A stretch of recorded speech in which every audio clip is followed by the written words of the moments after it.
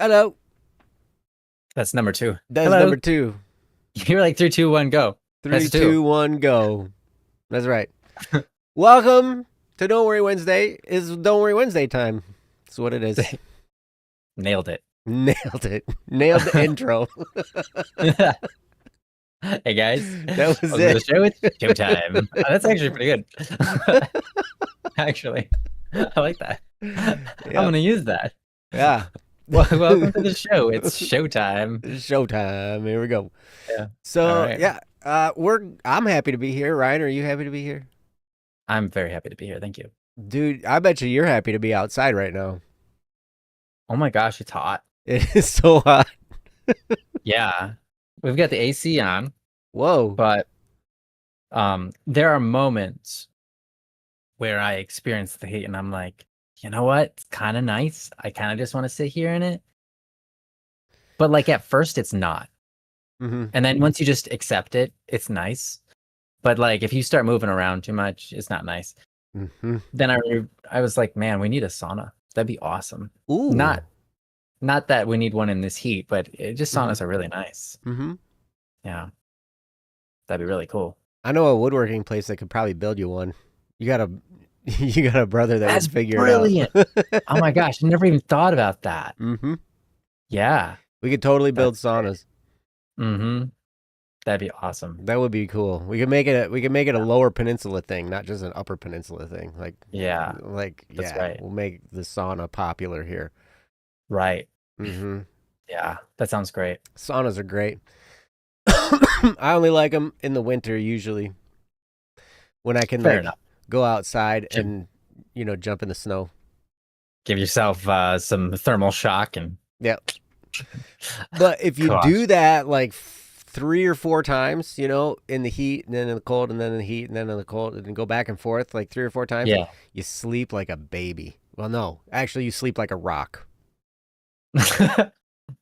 Because sleeping like a baby is waking up every 2 hours hungry, and That's true. you probably pooped yourself. Yeah. All I imagine though, you were like you sleep like a baby or you sleep like a rock. So what I'm imagining is if you do that enough times, you go back and forth between hot and cold, Mm-hmm. you do that enough times, you pass out. You do. It's true. Because you're like you just faint. That's why you sleep like a rock. Suddenly. That's funny, Sauna but or obviously not. wooden Japanese bath? Ooh. Well, I would take the wooden Japanese bath over the sauna or sauna, however you want to pronounce it, whether you're from the south or north, south. Yeah. But both would be great. Mm-hmm. Both would be great, but I really like a bath. The bath would be probably higher want than a sauna. You can put your sauna outside Oh yeah, we could. in the Put it yard. on the roof. Put it on the Mm-hmm. roof. Mm-hmm. Put it in the road. Put it on the Yeah. sidewalk. Actually, no, not the sidewalk. Okay. Because then even in your town, they'd come by and be like, "You're blocking the sidewalk with your sauna." Mm-hmm. That's true. Yes. Yeah. You got to commission me for a flight case, Zay. Yes. You talked about this, and I'm really nervous about this flight case that you want Jacuzzi, yeah. because it's going to be so heavy. What is a flight case here? He wants a flight case. I think, if I remember correctly, Zay, correct me if I'm wrong, but it's a flight case for like a mixer and like audio equipment stuff, right? Like, Oh.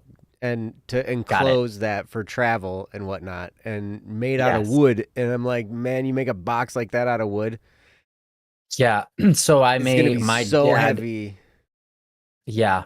My dad made a box for my keyboard out of wood, and Oh, it's dude. like the keyboard box is heavier than the keyboard, and the keyboard's like 80 pounds. This thing doesn't move.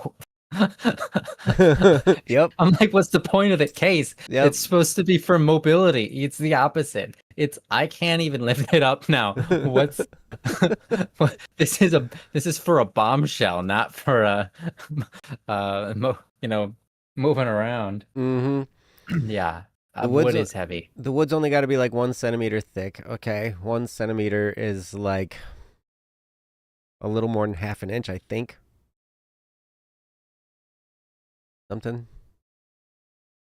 That might not be too bad if it's made out of 1/2 inch material, but still, it'd be heavy. But we can talk about it. We can talk about it, Zay. For sure. Yes. Anyway, welcome to Don't Worry Wednesday. We're not professionals at anything. Period. We're not even employed by someone else other than ourselves. That's right. That's right. Uh-huh. I don't have a job. Are you kidding me? I haven't had a job in like 12 years. No. Yeah. Wait, really? Last job I had was long? 12 years ago. Oh my gosh. That's great. Yeah. Ever since then, I've only solely operated my own business, and you know there have been multiple iterations of said businesses, but yeah, and I like that. I like that I get to choose. I get to choose my time. True. You know. Yeah. Yeah. But that's anyway, so true. It's so much better that way. Mm-hmm. You know, and. You know, here's some exciting stuff. Has anybody noticed a resurgence of It's Not Like I Like You out there? I have. You have? Yeah. Have you noticed a resurgence of people trying to get a hold of you or trying to message you? Yeah. Or all that? You have? All right. Yeah. Are you getting those too? No, well, I've noticed we're selling a lot of plushies. That's great. And then your brother called me and was like, hey, you know, so like the numbers are going crazy on this song right now. Oh my gosh, really? That's so funny. I like that. And I'm like, wow, that's wild. Thanks, God. I appreciate that. You bet. And Zay's going to work on a cover. You bet. Zay, do a cover. Now's the time. Now's the time to put out a cover of that song. Because, you know, like this wave is waving. Mm-hmm. Time to release more music. I mean, yeah, it's a good time to do that. It's also a good time. Any type of thing where, like, even us doing this show, and if we can figure out how to promote this show and promote that you're on it, people would probably come, you know, whatever. But it's just like anytime, you know, is so weird because and it's the weirdest places. Like even my kids are like saying, hey, look at this, Dad. And they'll show me like a TikTok of one of their streamers, a little compilation, and it's got that song in the background or, you know, whatever. And I'm like, holy cow. Wild. Yep. Yeah. It's everywhere. Yep. That's great. It's kind of cool. Weird. It's kind of cool how that kind of stuff happens. But yes. I mean, imagine being Rick Astley. I know. Like, I mean, 30 years go by, and then all of a sudden, boom, and exploded. The explosions have never stopped. It's just Rick Astley everywhere. Yep. Could you imagine that? People are getting Rick rolled left and right. You know, like. Yep. Yeah. You probably don't even want to see what he looks like nowadays. Actually, it was weird. When I saw that video, I hear that voice, and then I see him singing it on like a music video, and I'm like, that's the noise that comes out of that thing? Yeah. Like that does not sound the look and the sound. Yeah, they don't exactly match, but you know, I've experienced that so many times with so many people. Yeah, it's weird. Yeah. But anyway. So anyway, we keep getting off track, and it's my fault. So we can make dollars. You could do a cover. I know a place that'll release it for you. You're actually on the label, Zay. Wow. Your label encourages you. As they often do.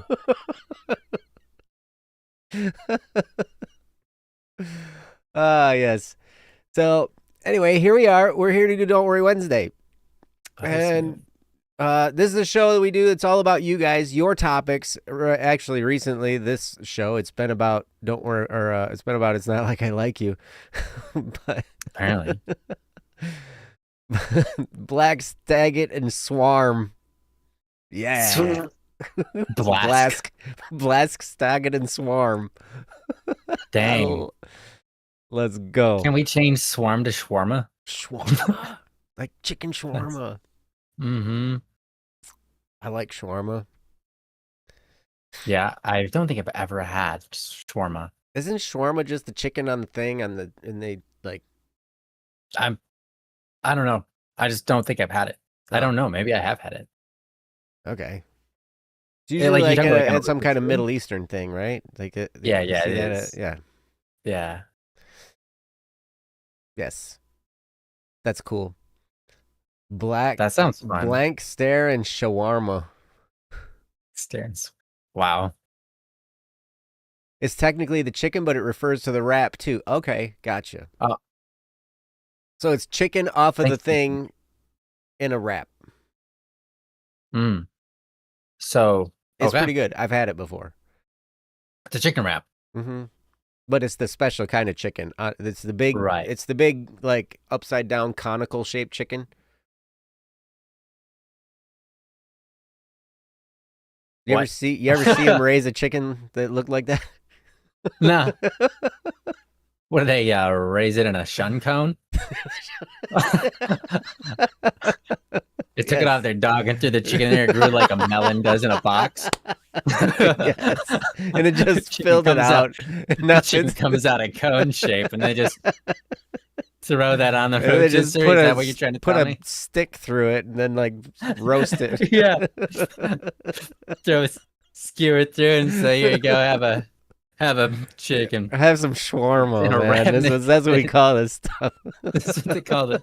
What on earth? Those people make weird decisions. Hey, you gotta cook it somehow, right? Yeah. I wouldn't have thought of that. Yes. Well, I guess I did think of that because I technically just thought of it, and I'm sure that's not what shawarma actually is. But yeah, I don't know. Somebody will probably Google it for us if they would like to. Google what exactly shawarma is and how to spell it. How do you spell shawarma?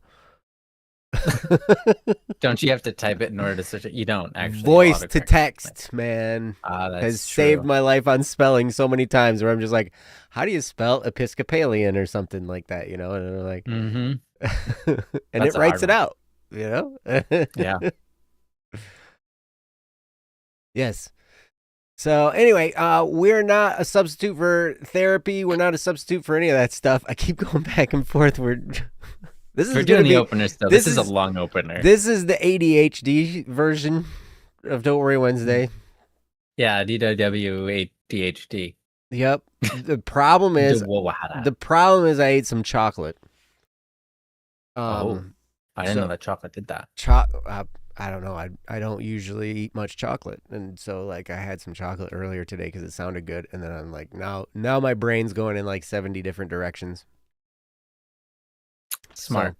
So, my apologies. But yes, if you have a topic you would like us to talk about, you can go to don'tworrywednesday.com, click the submit a topic button, and send us your topic there. You can also send it right here in the chat if we're on the show, which we are now. If you haven't noticed, we are streaming. Wow. And Ryan is here. Look at that guy. I've done it. I have presented myself and found myself here. Welcome. Thank you. Not worthy, but here. So anyway, yep. So that's the way to get us some topics. We do have some topics we will be going over tonight. But first of all, how are you guys? How are you guys all in the chat? You guys doing great?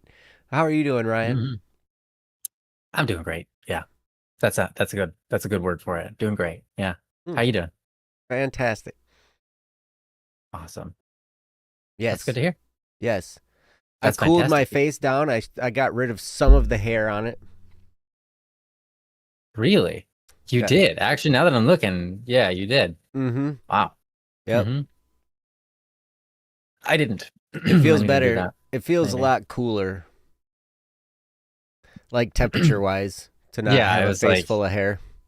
You could just get sunglasses. You'll feel a lot more cooler. I mean, then I'll just be cool, right? Mm-hmm. Yeah. Yeah. But anyway, so yeah, And yes, Zay, there is a Don't Worry Wednesday stream today, and you're here. Oh, you're having an awesome week, Ooh, vacation from work. I was privileged great. on Sunday to be on Zay's stream. Oh, really? Yes, Zay was streaming, and Popkins was on with him streaming, and then all of us in the voice chat were on his stream too. And there was like at Wow. one point I think there were like 7 or 8 of us in there, Sounds and like chaos. it was fun, man. Yeah, that's good. Yep, they were playing It Takes Two. We were all hanging out in the pleb place voice That's chat. actually kind of funny. There's 8 of you, but it only takes 2. I know, right? It takes 2, but there's 8 of us. Yep. They That's were funny. playing that. Riku was there. I'm sure Riku was playing something. I was playing Red Dead Redemption. And yeah. Nice. Yep. And I don't know, there were other people, and we were all just kind of there hanging out and chilling, and Zay was streaming it, and it was awesome. It was Popkins' birthday. So we got to wish Popkins happy birthday. Oh, I will wish you another happy birthday here on my live stream. Happy birthday, Popkins. happy If you birthday. ever see this. And yes, Zay, you're right. The pleb place is the place to be. Join the PP. It's the place to be. Wow. Mm-hmm. Is the PP never mind. What? Is the PP also the place to pee? The answer is yes. I mean, yeah, it's the PP. Yeah. And if there's P in the PP, it's the PPP. Wow. Yeah, you know what? That's right. You know? Mm-hmm. Yep. We could come up with more letters that start with P. All the letters that start with P are P. You would think the P would be at the PP, but I'm not there. I am there, You're but there. I'm not active. Right. Well, and you're there. I'm there almost as much as you are. What? Actually, no. You're there almost as much as I am. That's a better way to put it. I don't think that first statement is possible. I think that defies. I don't know. That defies rules of logic, though. Yeah. That's all right. So yeah. So anyway, what do you say we run in and jump into a topic? Yes. Let's do that. I'd be happy to. All right, We've got a couple, so let's do a topic. All right, this first one, we're just gonna do them in order as they are appearing on my screen. I think, who are they from? Do we know who they're from? No, they were all blank. They were all anonymouses. Right, anonymi. They might have been the same person. They might not have been. We don't know. They were all not filled out on that field, so anonymity has been preserved. Yeah. All right. Well, I will get this first topic up on the screen, and yes, and then we'll read it and we'll go over it. How's that sound? That sounds great. Sound like a good plan? Sounds like a good plan to me. Yeah, and I'm in charge right now. One of them's marked urgent, but no preference of whether they're there or not. So there is an urgent one? I don't know. Is that true? I didn't even. I guess I forgot to look at that. It's fine. Oh, yep, and that is the urgent one. Great. I figured that was the one that you were probably on. Oh, lovely. Okay, cool. Hey, Popkins, welcome. Hey, welcome. Yippee! We're glad you're here. We're glad all you guys are here. Look at you. You all look so great. Beautiful. All right. I'm going to put this topic up on the screen. This is called Self-Critical. And you guys can read along while I read it aloud, and then we'll go over it. And it'll be great. So, this is Self-Critical from Anonymous. How do you get over being extremely critical of yourself and things you love to do as a hobby? Even when others say that whatever you do is good and they're being genuine. I feel as if anything I work on is okay, but it's never how I truly intend for things to be. and it makes me feel extremely frustrated and down. It doesn't feel like a fun hobby at that point, and more so like work. From Anonymous. Hmm. Great question, Anonymous. And I'm really looking forward to hearing what Ryan has to say about this because this is a struggle of mine as well. Hmm. I'm extremely self-critical. I've learned to be a little bit better at that, and I can go through some of the things that have helped me there. A lot of it is just trying to relax a little bit.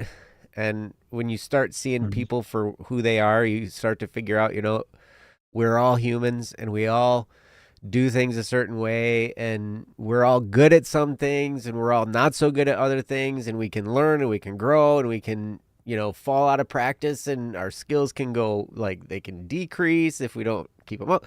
It's just all part of the human experience. And when you kind of wrap yourself around that, it seems to me like, okay, I can relax a little bit and understand that, we're all pretty similar. Um, but you know, I've struggled a lot with perfectionism. Sounds like maybe you do too, Anonymous, and it can definitely be a challenge. Yansai says, I guess for me, it's perfectly fine to be critical of your work, but I don't associate my work with myself, if that makes sense. Like, my work is a separate entity to myself. So when I criticize my work, it doesn't make me feel down. That's an important distinction to make. When you can separate yourself from your work and you realize that your inherent value as a person is not reflected in the type or quality or quantity of work that you do, that can be really helpful. But it seems like it's in our culture and in a lot of cultures, and maybe even more so in Asian cultures, where the identity gets wrapped up into performance. Does Hmm. that seem right? I think it does. Yeah. And Yeah. and it can be tough to kind of break away from that. But I'm going to turn this over to Ryan. I know Ryan has struggled in this sense, but he's also overcome a lot of that. And I don't Hmm. ever see it. He always just seems like really chill, really cool, and just willing to do what he's got to do, And I don't know. I Mhm. feel like he's got some real good input that we could all benefit from. So, Ryan, Well, I hope I can find something to say here. prove my feelings correct. Oh yeah, I hope I do. If only to validate you and your feelings. Yes, thank you. Nothing more. Good. Um, honestly, we this is a good question, and this is something that we covered a little bit of 2 weeks ago, I think.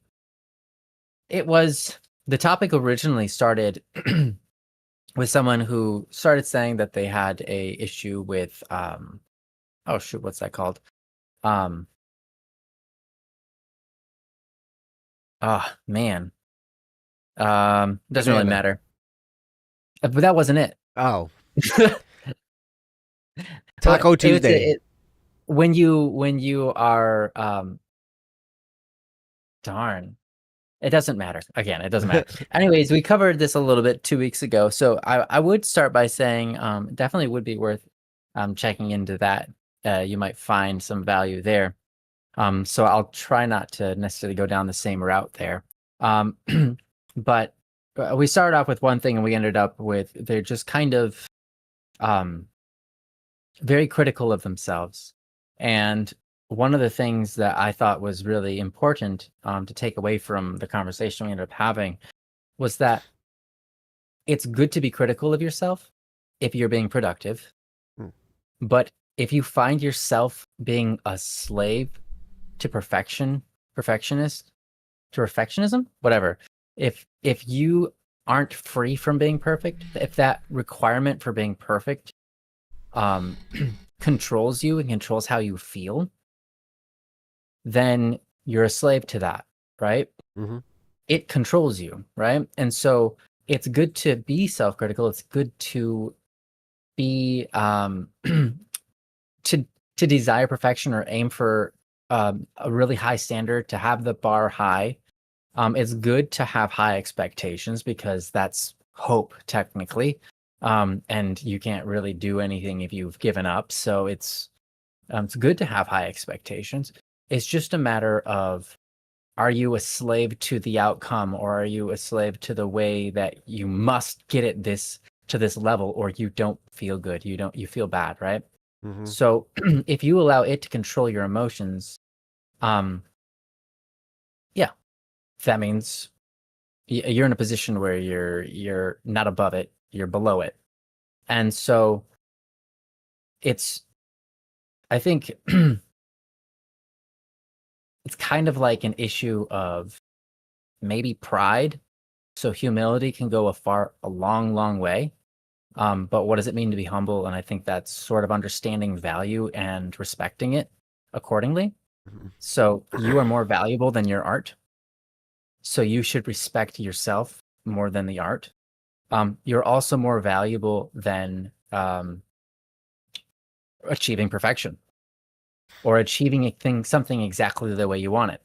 Your state of mind is probably, like, your attitude, your state of mind should probably be put first before the quality of your work. Because if you're in a bad attitude, that's who you are. That's how you're being. That's and it's being controlled by this outside force of perfection. Like, I think your attitude matters more than your work, because you're a human being, and that's a part of you, and how you feel is sort of related to what output you'll have. So the better your attitude tends to be, the better you work. If you remain calm and etc., you tend to perform better, right? So putting things in the right order and treating them in the right way, I think that's a good, at least beginner's foundation for humility. And I think if you can think about things that way, I think it could help. Joe was talking about kind of letting go and just recognizing, like, hey, we make mistakes, we make everybody does, and nobody's perfect, and everybody has places where they can grow in their abilities, and we're gonna fail, a lot of times, more than we're ever gonna succeed. And just kind of knowing that sets you at ease. And I think that's part of humility too, recognizing that generally alone you can't do as much, and you can't do everything, and you can't do everything perfectly, and all of that kind of stuff, right? And just to accept that and recognize, like, you're a human, Mm-hmm. and it's okay, and you have your limits, and that's okay. It's okay that you have your limits. Mm-hmm. The fact that you can see beyond those limits, rather, the fact that you can see something better than what you can create currently, is actually a good thing, because it shows you have the eyes to improve. You can see where you need to improve. You can see beyond your own current skill level. If you couldn't, then you would not grow, because you wouldn't know what to improve on. You wouldn't know what to chase. You wouldn't be able to recognize it, even if you did grow. Mm-hmm. So it's an important thing to be self-critical. It's an important thing to achieve for something high, the high bar. And it's also important to be um, um, to what's the word? Have high expectations of yourself, because that's what's going to pull you forward. But it's also important to recognize that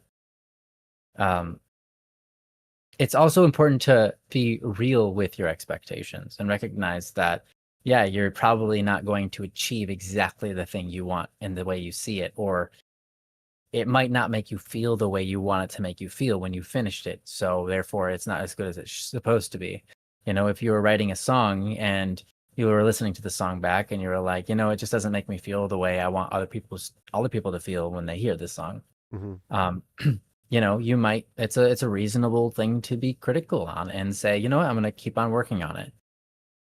But also, you might send that song and find everyone, or a lot of people respond with, oh my gosh, this is great, and it makes me feel this way. And you're like, that's exactly what I was trying for. I can't believe I achieved it, because it doesn't work when I listen to it. And it's like, well, yeah, you're the artist.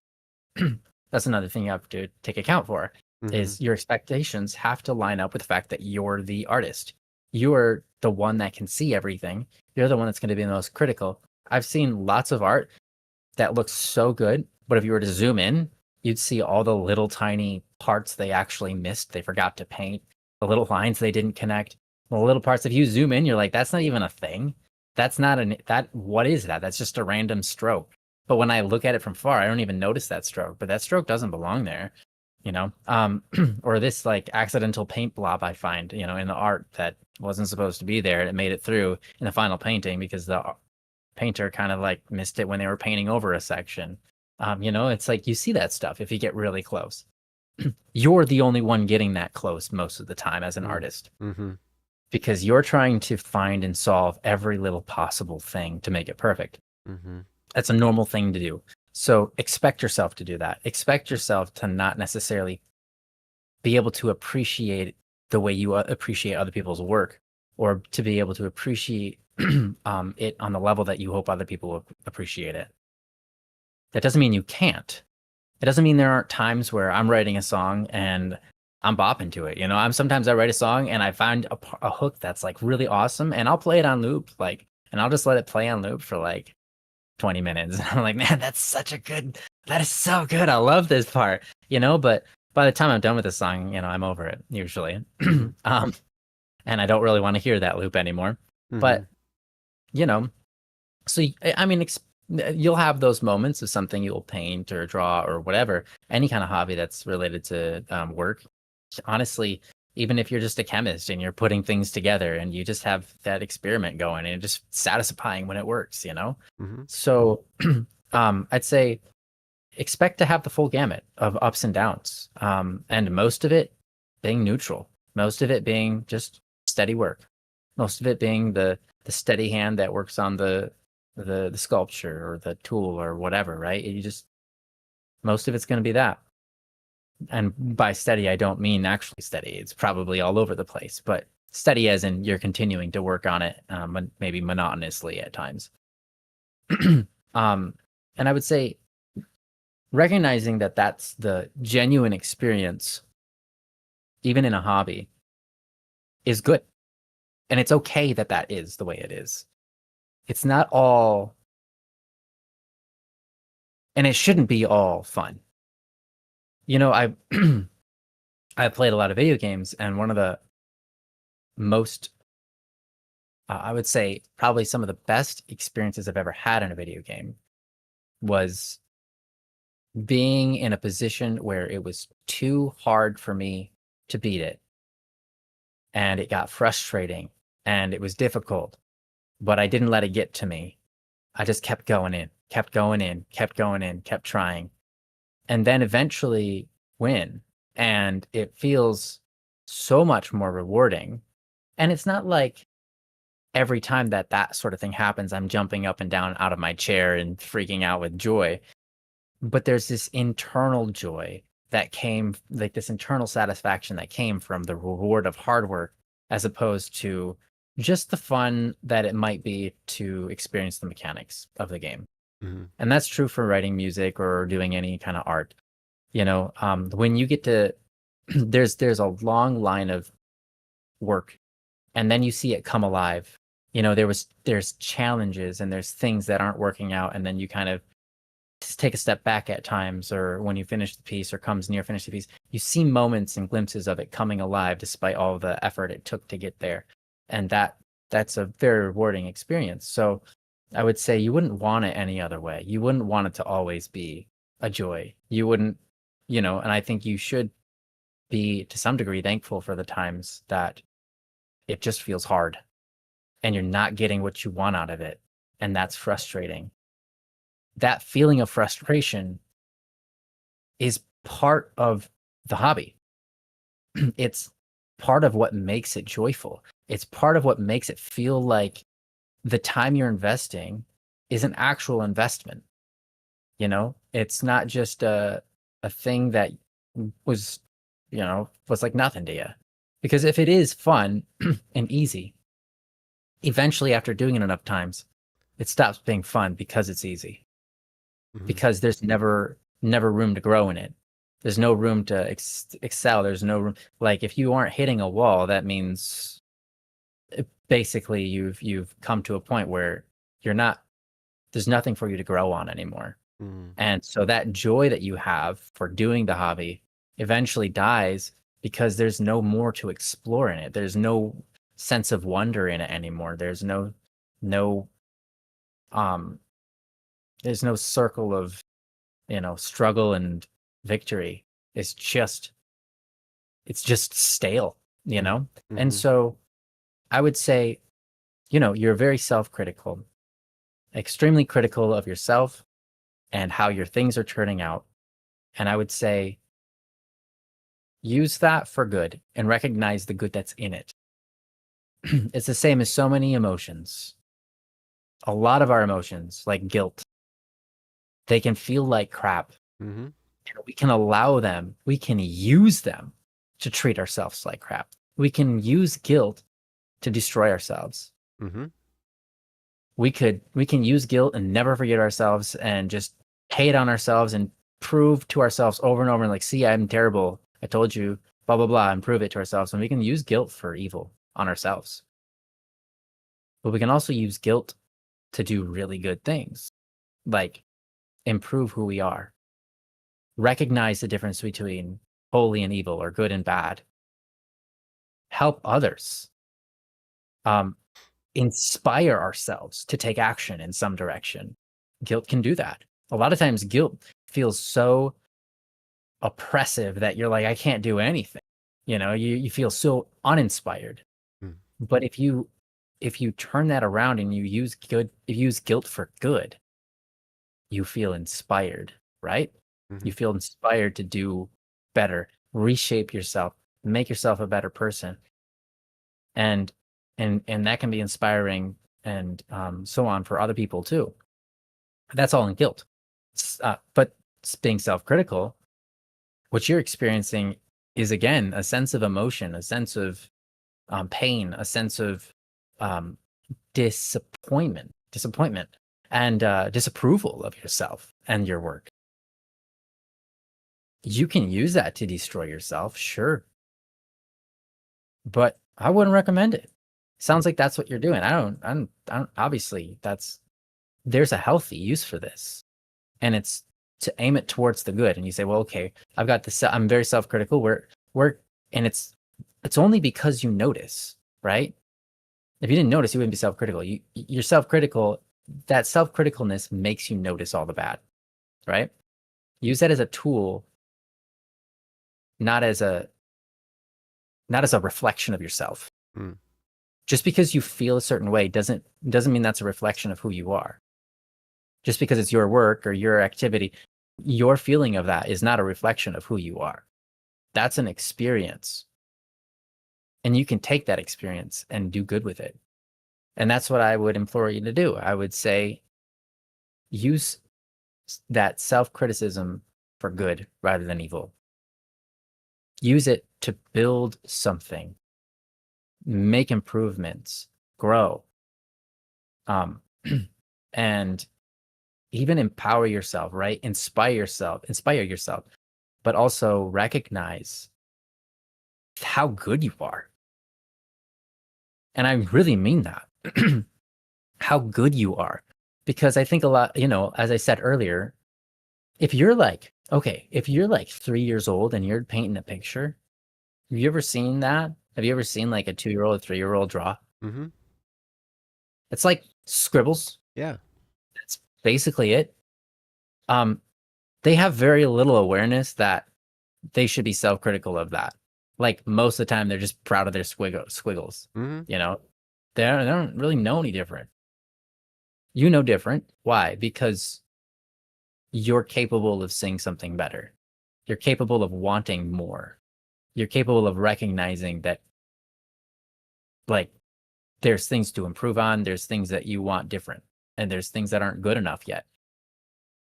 And so my point of that is your self-criticalness actually points back to yourself as how good you are. It's because otherwise you would have nothing to be critical of. Right? Mm-hmm. So all of that is to say, I don't think is entirely bad. I think what you've got here is a mental framework that you're using to attack yourself with, instead of a mental framework, you can use the same exact mental framework, right? Because I mean, part of that is you can't help it. Part of it is your personality, and that's okay. Mm-hmm. But use that same mental framework. Instead of attack yourself, you use that same mental framework to build yourself up. You use that same mental framework to recognize how good you are. You use that same, it sounds like, it's like, oh, I'm, being self-critical because I'm so stinking good. And I can recognize how good I am because I can see all the things that aren't good yet. And I can see them where other people can't. And I can, and I've improved a lot to get here. You've been self-critical, and that self-criticalness has gotten you to some degree where you are now. Hmm. And so you can recognize the good that this criticism brings, but you don't have to be a slave to it such that it commands or demands you to do one thing or another. You can use it as a tool rather than it deciding how you feel or act or respond, whatever. So I think that's what I'm leading with, and that's what I've got. And hey, my young Leos, I'm done for now. I'm interested in seeing what Joe has to say with this. Joe has had to deal with this a lot more, I think, than I have. I am self-critical, but I'm also phlegmatic. Mm-hmm. So there is that advantage to my personality that I can recognize. And so, anyways, I'm interested in seeing what Joe has to say. So, Joe, start talking. Start talking. I will. Hello, Manglios. Welcome. Neonsai says in the chat, I also think it's fine to just let things be not perfect, because all perfect is the peak of your current skill level. You literally cannot see flaws when your skill level doesn't allow it. So really nothing is ever perfect because we just aren't capable of even realizing what perfection is. And there's a lot of truth there. Absolutely. Yep. It's interesting because I read that and I hear the things that Ryan was saying and I was trying to figure out what direction to go with this, because this is a big struggle of mine too. Like in all areas, not just my hobbies, not just my work. It's especially prevalent in work when I'm working on something. And, I mean, we build custom cabinets and everything, in my mind has to be so precise. I mean, when you're just building a house and you're framing a house, like, you could be within a quarter of an inch on your cuts. You can't. Yeah. And it'd be fine. You just kind of muscle it into place and you stick some nails in there and it's all good, right? There's a little gap where the nails are going through. It's fine. Yep, exactly. It's whatever. They're there. It's just fine.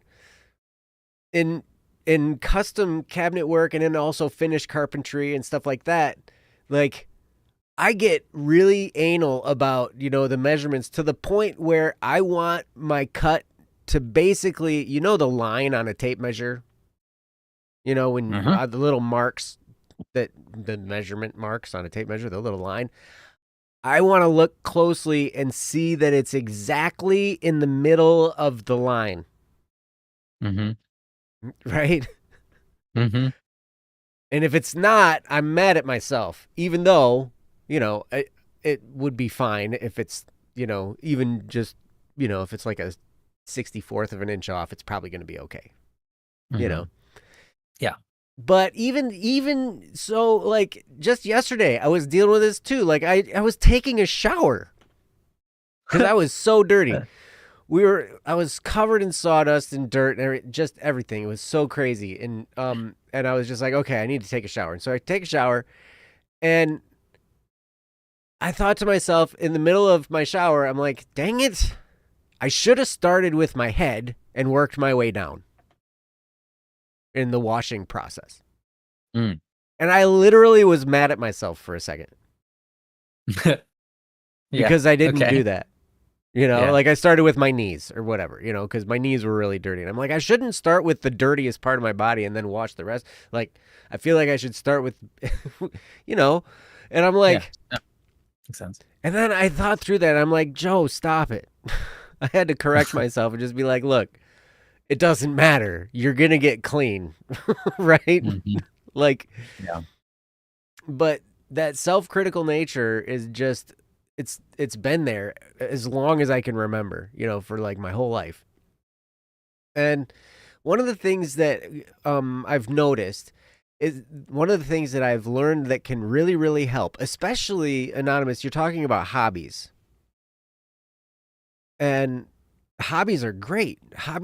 They're supposed to be fun. They're supposed to be enjoyable. They're supposed to be things that we do that enrich our lives, things that they're not something that really matters how good you do it or not do it or whatever. You're just out there trying to enjoy yourself and kind of suck in some of the richness of life, right? Through these different things.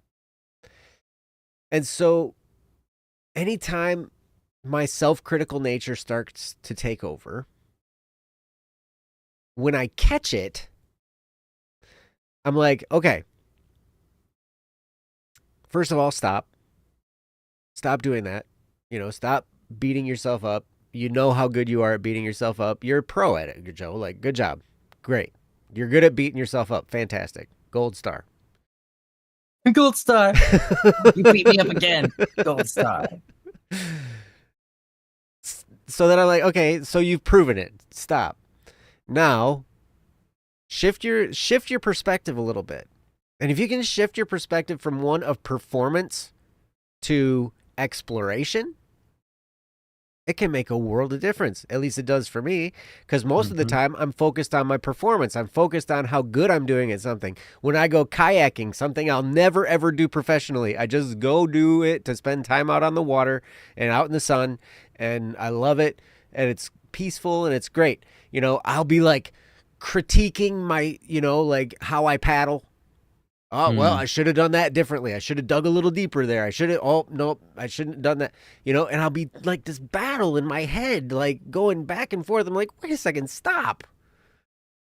You're taking this enjoyable experience and you're turning it into like crazy making stuff. Right? And I do this all the time. And so then I have to remind myself, wait a second, I'm here to explore. I'm here to explore, like kayaking. I'm here to explore the lake that I'm kayaking around. I'm here to explore, whatever it is, the islands I stop at, and jump off and, walk through the goose poop and the grass and, like I'm here to explore. And so then I'll explore and I'll experiment and I'll try, different ways of paddling. And then and it'll be fun then. Rather than critiquing myself, I'll rather be like, okay, I'll try this kind of paddle and, we'll see what happens. And it becomes a mode of exploration and experimentation. And that's a lot more fun. And we do the same thing. Like, Ryan, your brother and I have been working really hard in the shop, and we're building this contraption for we were improving the dust collection system, right? Yes. And so we had this new component, and we were like, we wanted to get it all on this thing. And so a lot of this time, that we were working on this, we weren't actually really working on it. We were trying to think up how we were going to build this thing in order to make it all fit on a cart together and work properly. And so like there was all this back and forth of, what if we tried this? Well, if we tried that, then we'd have to support this over here and we'd have to blah, blah, blah, blah. And it was this huge complex problem that we were trying to solve. And so in that mode, it became fun because then we were exploring and we were experimenting, and we were like, well, let's just try this. We got to decide whether we're going to do this or we're going to do this. Well, let's just do this and see how it goes. If we don't like it, we can take it apart and try it the other way. No big deal. Right. And so then the pressure comes off. So then you're not pressured to like make it all perfect and do it all exactly right the first time, because we're like, wait a second, if we don't do it right, if we don't do it, or if we do this and we discover that we don't like it, we can go back and change it. It's not a big deal. And when you're in that mode, when you're in that mentality, everything, like the pressure comes off. You can relax. When your mind is more free from all the constrictions of the pressure and the perfectionism and trying to do things exactly right the first time, like when you take that pressure off, you can think more freely. More ideas can flow into your head because you're not critical of yourself. All these things start to fall into place when you remove that pressure of the performance. And you're right. Your last little bit here in your topic, Anonymous, where you're like, it makes me feel extremely frustrated and it makes me feel extremely frustrated and down. It doesn't feel like a fun hobby at that point, and more so like work. And that is when it gets hard. And we run into this. Like, Ryan, I'm sure you've run into this too in music. You took something that you loved, making music, playing, something that you just would spend hours doing and didn't even, the time just flew by. You didn't even know what time it was. It was just, you were doing it and it was, you were in your whole new world, right? Mm-hmm. And then you start getting like deadlines imposed on you and you start getting all these different things, and then it starts to feel like work, and there's a pressure, and like you got to perform, and it kind of stifles the creative process in a way because you got that pressure building up on you, and it's hard. But then if we can let go of that and just allow ourselves to create again, then it becomes more fun. I experienced it in music too. I would love to play instruments, many instruments. Percussion was my main one. And then I majored in percussion. And we had these things called juries, where you would practice this piece like all semester long, and then you'd have your jury at the end of the semester. And it was like a panel of judges in front of you. All the heads of the different, instrument departments in the music program at the university, whatever. They're all sitting in front of you with their notepads, and you're up there by yourself with your instrument. And they're looking at you. And nobody's smiling, except for the tuba guy. He was the smiling one. He was cool. But everybody else, stone-faced, they're just watching you. You play something well, they take a little note. You screw up something, they take a little note. It's like, did I do that? Is that a good note or a bad note? Like, am I right? It's like, like, oh no, are they being critical of me, or are they saying good job on that? Right? Like, and I don't know. I don't know what's going on. I'm just, and all that pressure, the enemy then is in my head. It's not the external circumstance. Because here's the thing, I love playing percussion. And why couldn't I just go up there and have a good time and play it? Because all this pressure in my head was making it not fun anymore. And it feels like work, and it feels hard. But then put me in a practice room with some kind of new piece that I'm just trying to learn. It goes back to exploration, where I'm like, okay, try this. Oh, I gotta somehow do this and then transition over to this instantly. And so I need to do this type of pattern, and it becomes experimentation and exploration. And if you can shift your mind into that mode, I think it would help a lot. I know it helps me a lot. And mainly because it takes the pressure off. The pressure to perform just comes off. Like Ryan was talking about, when a 3-year-old is drawing, making their doodles. Sure. Do you think they're, like Ryan said, they're not thinking about, did I do this right? Did I make the right, is this line the right width? But I remember when I was like in preschool and I'm trying to color a sheet, and like my stinking brain would be like, oh, I went outside the line. Right.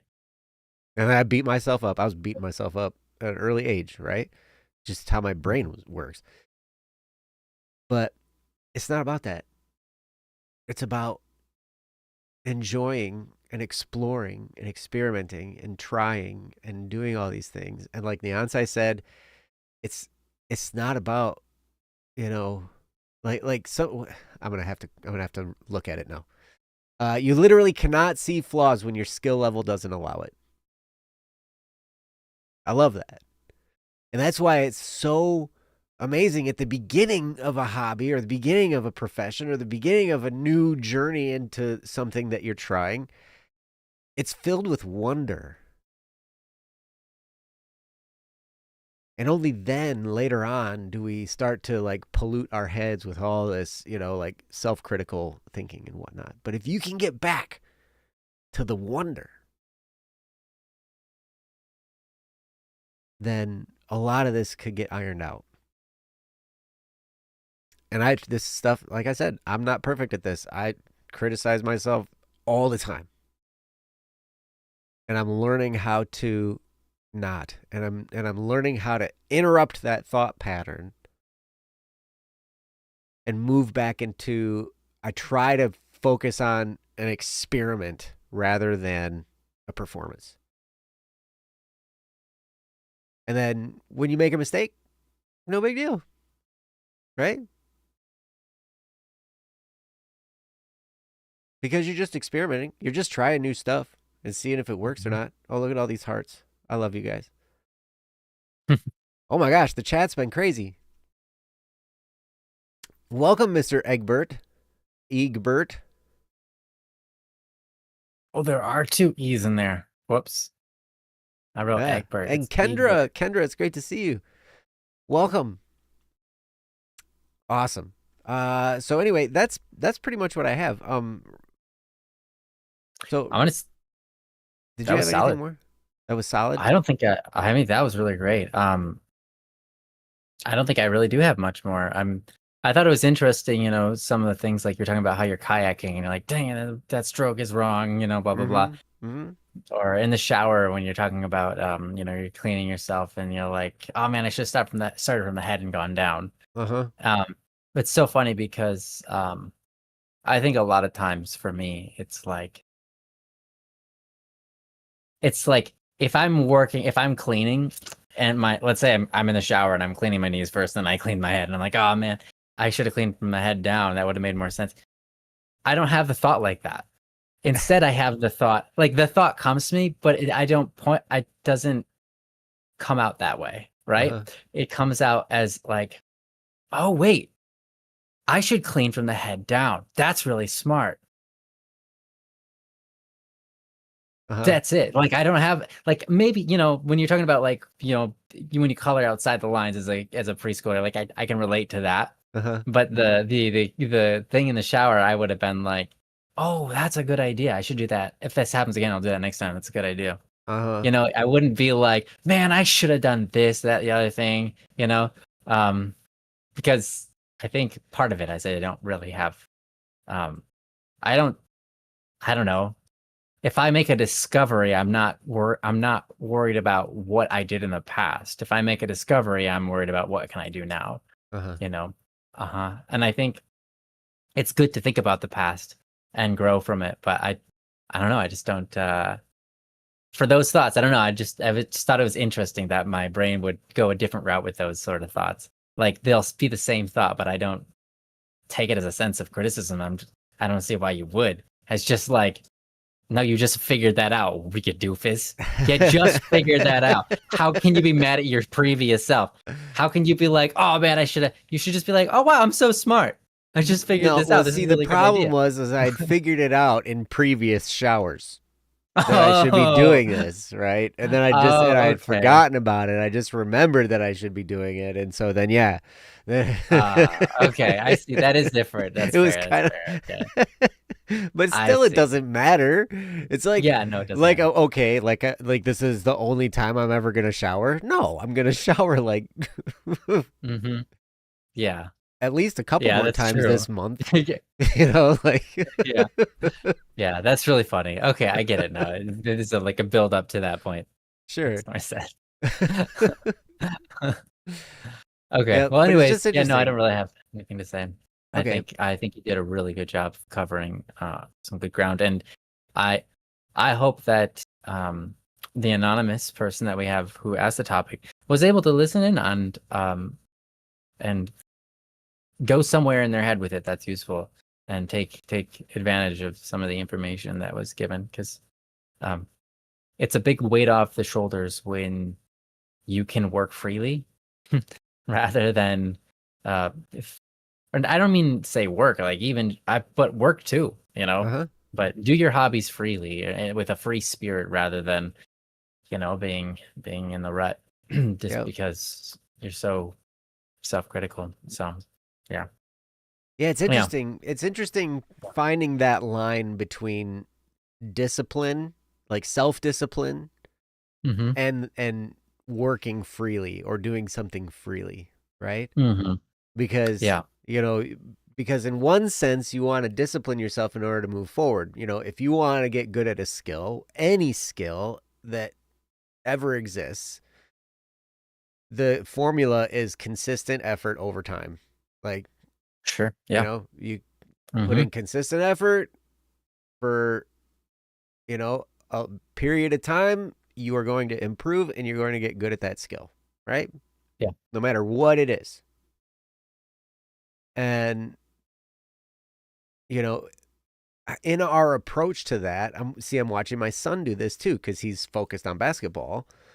And so he'll just spend hours at the gym. I'll drop him off and he'll just play basketball for hours and hours. And like I'll be there for a little while with him and then I'll go work and then or pick up his brother, bring him back and we'll go lift some weight, whatever. But he's just there. He treats it like his job, which is great because I Mm-hmm. mean, that's what he wants to do. Mm-hmm. And I'm just like, yeah. And so he's putting in that effort. But I also see him, you know, kind of beating himself up a little bit sometimes when he doesn't make a shot or he screws up on Yeah, his of course. dribble or whatever, and Of I course. watch him like get there and I'm like, and there's not really much I can say to him in that moment to fix that mentality, right? Mhm. Kind of has to come later where I can, Yeah. when he's calmed down more and, and then, but even then, Yeah. he's got a lot of my personality in him. He's my child, right? So like I can sense that he's got some of that going on, but Mm-hmm. it's all part of growing, right? Mm-hmm. We grow through the stuff, but um yeah. Kendra is sewing an American flag rag quilt, trying to get it done before the 4th. Don't know why I set that goal for myself, but I did. Also realized I was short on some fabric. Oh no. Um Yeah, Just make a 4th is small one. coming right up. It's like 3 days away. I'm not trying to put pressure on you Mm-hmm. by pointing that out. You can Yeah. look at what day it is. Um, but yeah, You might get a little bit more time if you fly out to Hawaii or something. but not if you fly back. Yeah, I know you'll lose time. Probably a bad idea. Bad decision. And I You don't got to know if go you right could. next I to don't know the if you could Samoa. work on a quilt while you're on a plane trip. I think that'd be the best time to work on a quilt. Do you think so? Would they allow you to bring the tools necessary for quilting on a Yeah, plane? for sure. For sure. Maybe got plastic ones and I stuff. feel For like sure. anything that you bring on a plane could be considered a weapon at this point. That's true. Where they're But like, they allow those. They allow they that. allow weapons. Yeah, they figured that out. Yeah, everything can be a weapon, but we should just allow them to take things. Yeah, Yeah, yeah. you need I've a been sewing surprised by the machine. things you're allowed to take. Oh, you need a sewing machine? Oh, okay, never mind. Well, Sorry. that would be tough on a plane. Sewing Yeah, machine on a that would be plane, tough. you hand stitch, it'll just fall apart. Yeah, Yeah. probably need your sewing machine then.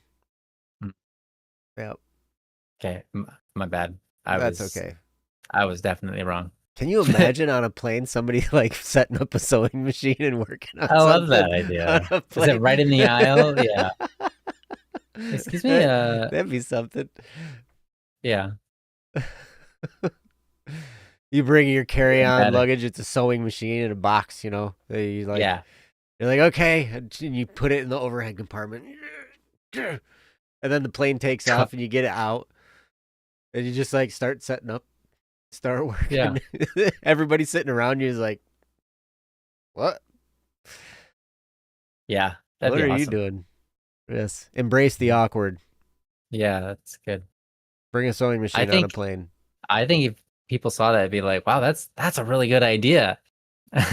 Wait a minute. Isn't that illegal? Yeah. You need space. Yeah. Well, see, this is where you get to practice your assertiveness. And you can be like, okay, you, sir, go sit on that guy's lap. You go sit over Mm. there next to her. I need room here. They have USB plugs, and I actually have ridden on planes with actual full American 3-prong plugs Oh, with wow. the, yeah, That's seen interesting. them. Yep.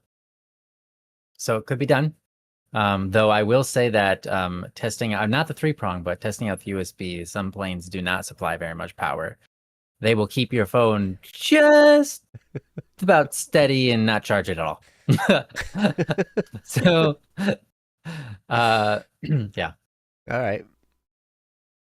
I'm Mhm. actually going to be riding on a plane for the first time in years this month, I think. Oh yeah. Wow, that's wild, man. All the way I'm down. gonna have to talk to you and be like, "What's it like riding on a plane now?" Because I haven't done it in so long. It Well, was I used to love pre-COVID. it. Yeah, I used to really enjoy riding on planes, but um ever since living in Australia and having 16-hour flights and stuff, I mean, Dude, I it's don't absolutely hate it, but there's a little bit of dread. I think yeah, there's more dread. There's a lot more dread about being in Australia where I'm going to be sick. A lot more dread for that than there is actually being on the plane. But the plane is long, and when you have a lot of suitcases, that's really hard. yeah, Mhm. yeah. But you're not going that far, so I would say it's fine. I mean, honestly, it's about the same as it was. It is the same as it was before COVID. Now Okay, it's back pretty back to normal. being mostly chill. Yeah. Okay, Mhm. cool. All right. Mhm. Hey, that's a good thing to do on a plane. Pray the entire Yeah, time you're on rosary. the flight. Yep. Cool. Yeah, All that's right. good. Well, what do you say Solid. we move It's on to the awesome. next topic? I say we should. All right. I say that's a great idea. Good idea. All right. The next one. Everything for a reason. Mm, That's the next one we're doing. So get that's right. ready. Are you ready? Are you ready? Okay. I will put this topic up on the screen. You guys can read along with me. It's really long. Yes. There it is. Do you think everything has a reason for what happens? From Anonymous. And I'll even read it again. Do you think everything has a reason for what happens? That is a great question. And it's interesting, because I've fluctuated in my answer for this. Sometimes I've said Mm, yes, sometimes I've said no, sometimes I've said maybe, whatever. Neonsai says no right off the bat. No. Very sure of herself. No. And I don't think everything, probably not everything, happens for a reason. And it's crazy when you look throughout history and you see all the, like everything people have been through. Some people's lives were long, some people's were short, whatever. We're here, we make an impact, blah, blah, blah, blah, blah. I do believe we have a purpose. I do believe we have something we're supposed to do with our lives, and part of our job is figuring that out and moving toward it. We're also going to get hit with all kinds of crazy stuff that's unexpected and maybe unexplainable in our lives as well. That can knock us off course, all kinds of stuff, right?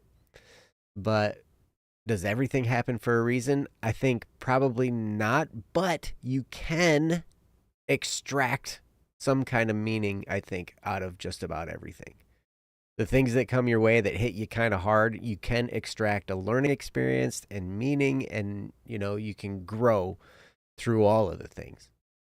Beyonce says, well, everything has a reason, but the reason is barely ever satisfactory. I think what people mean when they ask, does everything happen for a reason? What they really mean is everything justifiable? I think no on that. That is a really good distinction to make because, yeah, I agree. Not everything is justifiable. Sometimes we just, get off on the wrong direction and we do something that's not right. And is it justifiable? No. Sometimes it's just a mistake. Sometimes it's just a bad decision.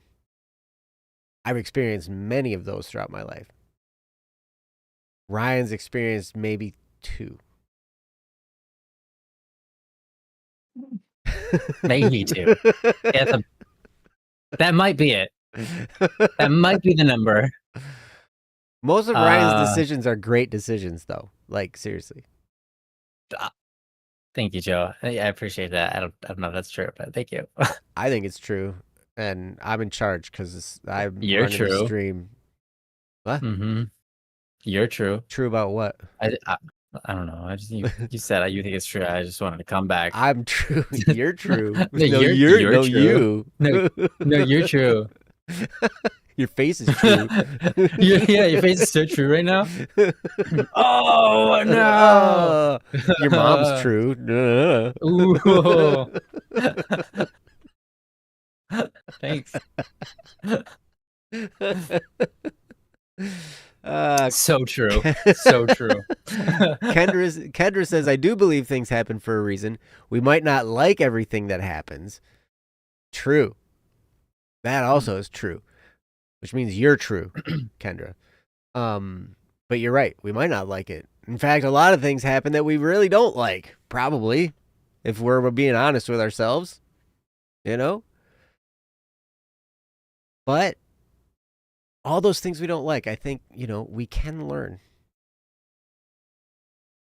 And it gets back to what I said in the previous topic, that attitude of exploration and experimentation and stuff. It just bring the wonder back. But all right, I'm going to turn this over to Ryan. Ryan's going to talk about this for a minute at least, probably more than a minute. But we'll see. A minute is right. Figurative.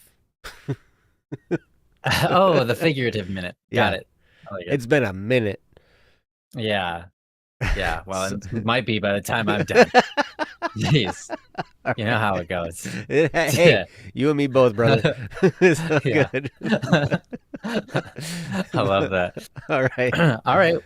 Well, I really like this topic. Do you think everything happens for a reason, sort of thing? And I think my first answer is yes, but only because that's the way reality is, in the sense that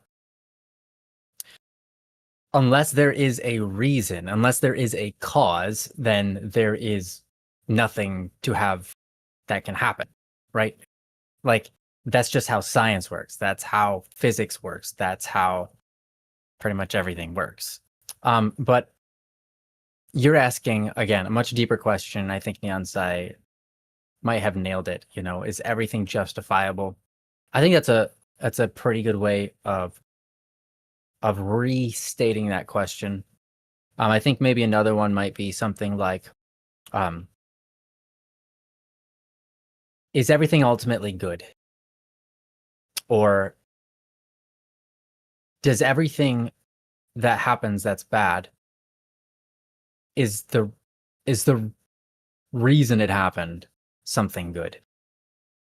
Is there some kind of control there? And I think I'm gonna have to say no to that. Now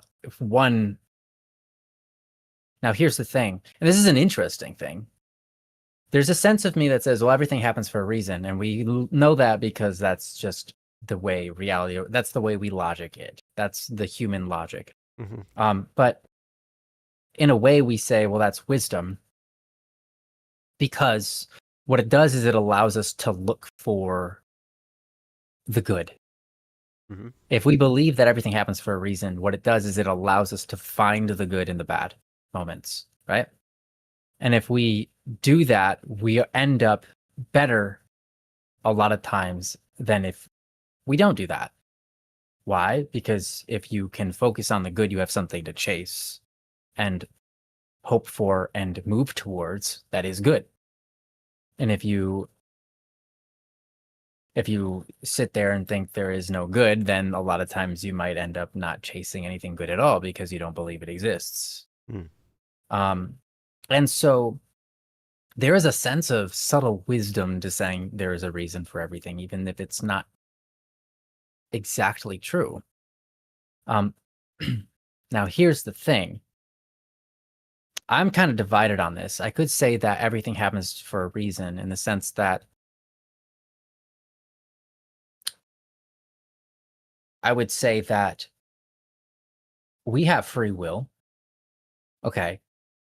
Actually, first I'll say why not. This is interesting because we have free will. That's my consensus. That's my understanding, is that humans have free will. But there are people out there who do not believe we have free will. It's a lot more logical to say you believe everything happens for a reason if you don't believe in free will. Because if you don't believe in free will, then everything happens because it's designed to happen that way. Or it will just happen that way because of a series of inputs and outputs, right?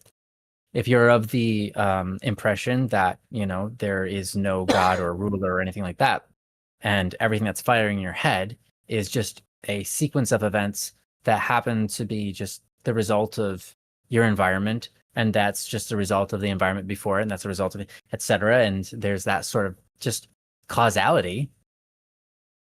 One thing causes another, causes another, causes another. Well, technically everything has a reason because, well, there's a cause. Everything has a cause. Everything has a cause. You're right. Now, at the same time, can you say there's a reason for everything when you mean it to say there's a good reason that everything ultimately ends up good? Well, I think that in that circumstance, good is no longer in existence.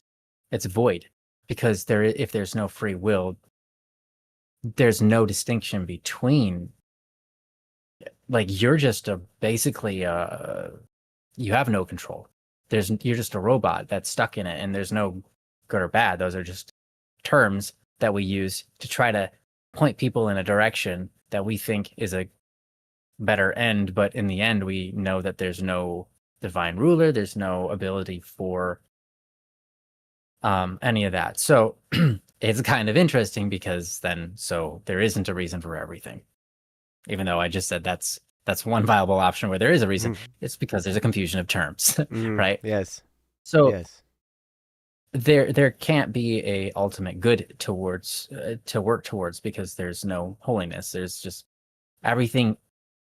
It isn't a choice of good and evil. It just is. And so if the person who's asking this, I don't know what their belief is on free will, but I would say if you do believe in free will, that you are actually making decisions, then I would say there's a chance that also you can make decisions that are good or decisions that are bad based on what is ultimately good or bad. Here's the thing. It would be wrong to say, does everything have a reason, and me to say, or the reason that's good. It would be wrong to say yes, because people can intentionally be evil, and that's not anybody's intention or anybody's actions but their own. You can't say, well, the universe accounted. Well, you can say the universe accounted for it, but you can't say the universe planned for that or wanted that to happen to you, or for them to do that, right? It would not be fair to point a finger at, let's say, God and say, well, you made that person do this bad thing to me so that I would improve in this area, right? And it's like, well, no, I didn't make that person do anything. I created a world where it was possible for you to grow despite someone doing that to you, or in spite of someone doing that to you. So I would say, is there a reason for everything? I would come back to, it depends on the end.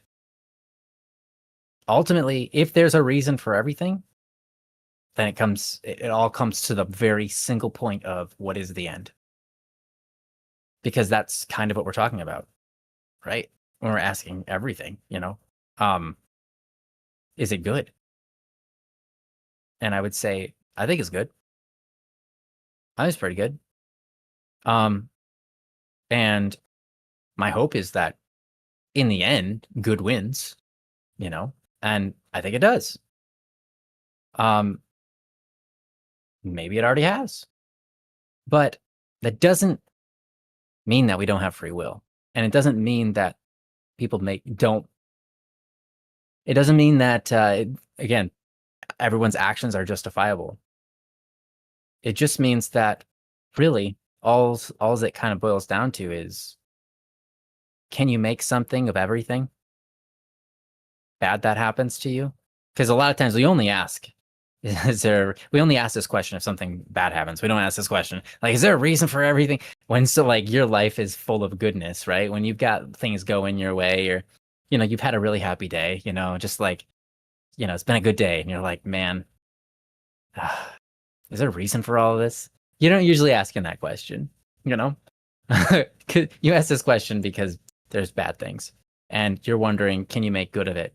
And I think the answer is, I think we're blessed to live in a world where we can make good of most things.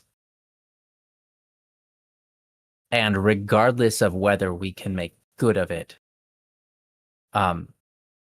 there's a line that God says in the Bible. Well, I don't know if God says it, but anyways, it goes something like, God makes all things good for those who love him. In other words, he turns all the bad into good for those who love him.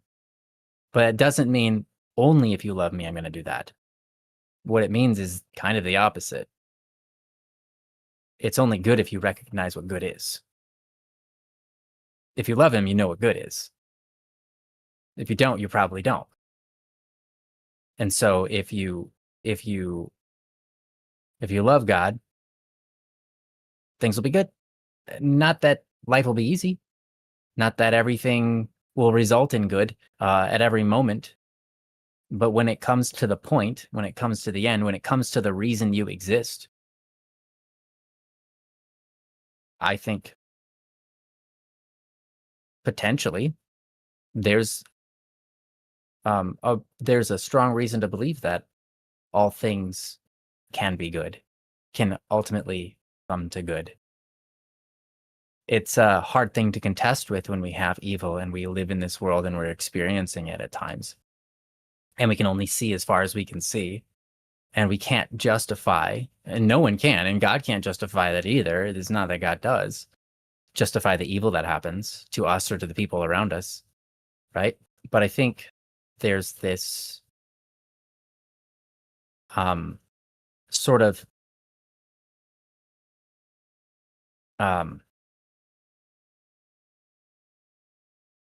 if you can recognize that we exist because of love, and we recognize that love is one of the main reasons we exist, not just why we exist, but what we exist for. That is at least a Christian belief. Then love is always possible. And love oftentimes is more possible when there's suffering. Not that it's more possible, I shouldn't say that, but I should say that love is often brought out when there's suffering. When people around you are sick and it brings you to take care of them, you are more acting out in love in that moment than you would have otherwise. When other people are taking care of you, they're lovingly doing so. Even if it's a sacrifice, even if they don't want to be doing it, what they're doing is love. And so if you believe that, and that is the reason for everything, then everything might have a reason. If love is the reason for everything, then maybe everything has a reason, because it can all be a point at which we can love. But free will does exist. And I don't think that everything can be justified. But even amidst those things, we can still love. And that's good. Mm-hmm. And yeah, I mean, it's a hard question. I mean, it's a very philosophical question, a very, maybe I made it a theological question, but I think that there's wisdom in it, even if it isn't 100% true. But maybe it is. It just kind of depends on the framing of the question. Do you trust God? Do you trust your life in God's hands? You know, it's like that kind of question. And it's like, if you do, then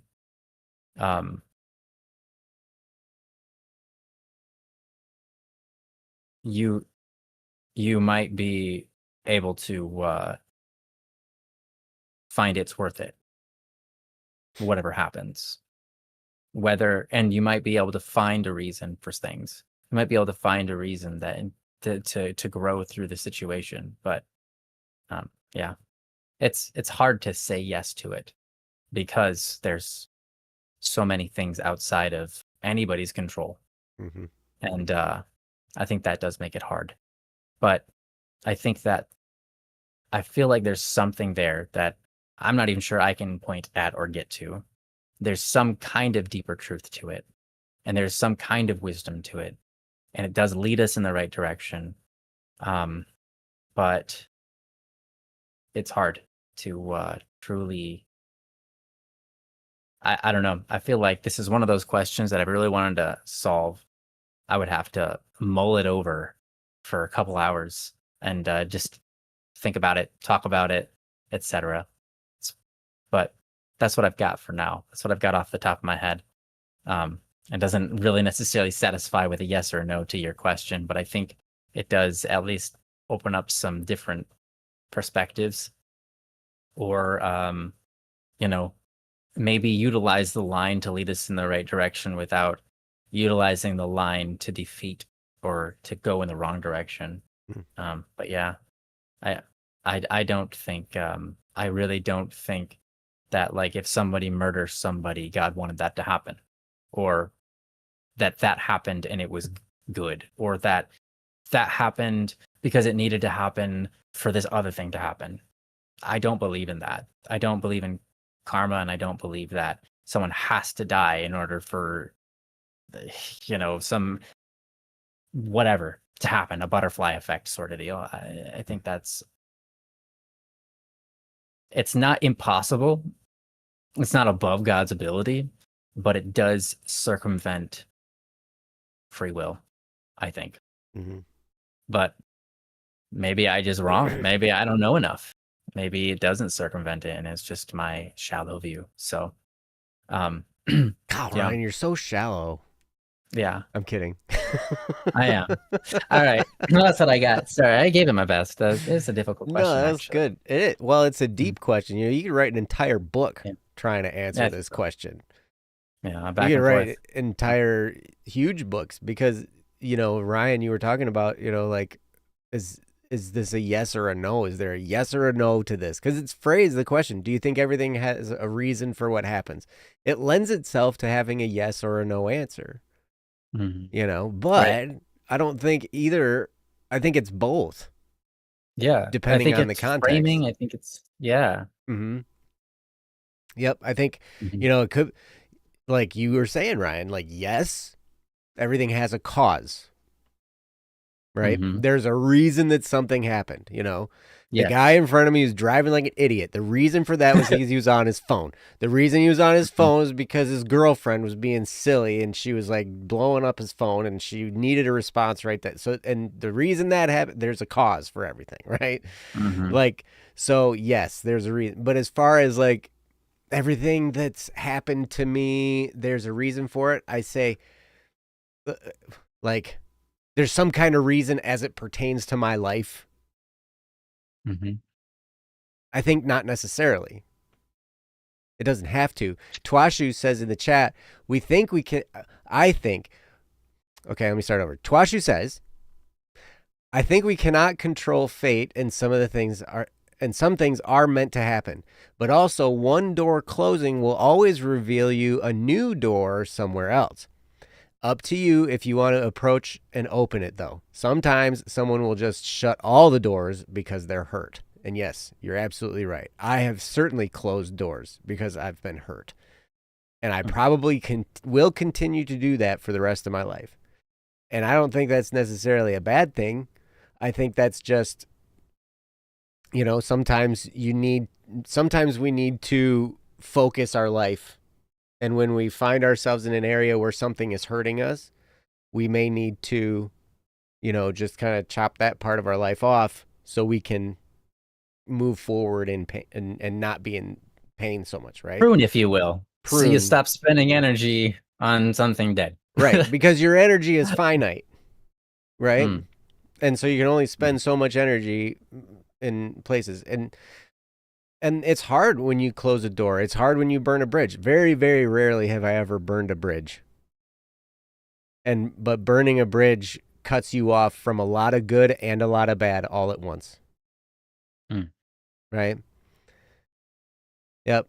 Popkin says, the rule of 3, when you wish for good, you shall be gained the good threefold, and it's the same for bad and get bad threefold.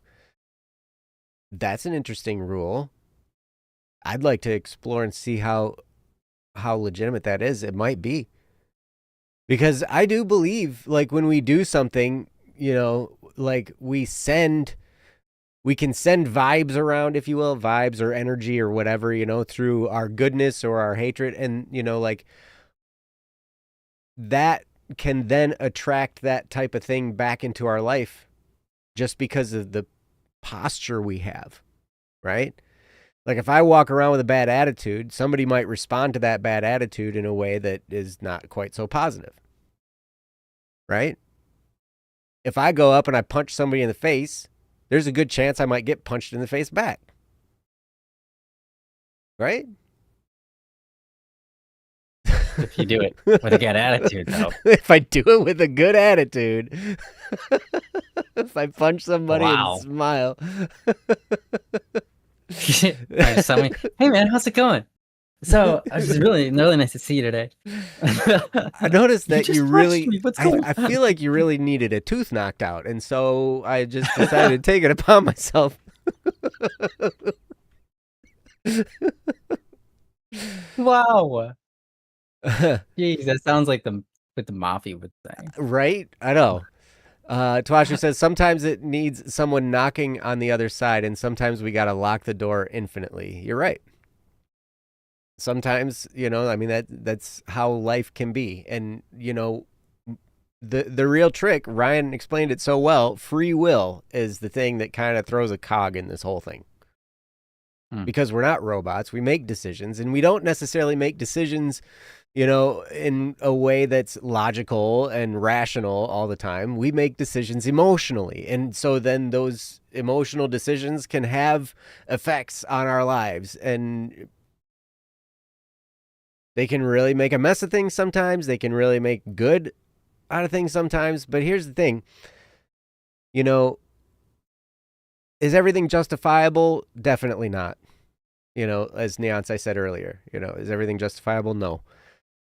I wholeheartedly agree with that. However, I think everything in a way is redeemable.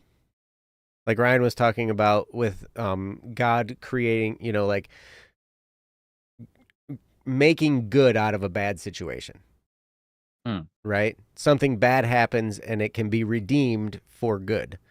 Even if that's just learning and gaining wisdom. Because I tell you what, going through... It doesn't justify the bad that happened. It doesn't. You're no. Realizing it. Not at all. Not at all. You just take what you've been given and you make the best out of it, right? Mm-hmm. It's like when life gives you lemonade, you make lemons out of it. Yeah, you do.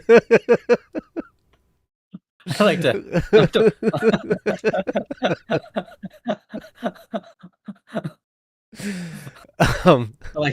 I like to dig through the trash and find to half of a lime's. Yeah, Just fully squeezed. I pour my lemonade into it, I glue it back together, and I stick it in a tree. that's what you do. That's exactly That's right. it. That's what I do with my lemonade. Gosh. But no, like I've gained so much more wisdom through painful experiences than I have through good experiences. Like good, peaceful, calm, everything's going great, everything's clicking on all cylinders, everything's going wonderful, it just feels good. Everything's great. I gain very little wisdom in those moments. I gain a lot more wisdom when I'm going through the mud and everything's making me upset and everything's really hard. And I'm mad at God for making anything at all in the first place. Like, why did you create anything? Which is, I don't know, that's a tough spot to be in. But at the same time, I don't know. I'm not going to share my whole journey with you guys. That I don't think would be very fruitful because it's very complex and it's very long.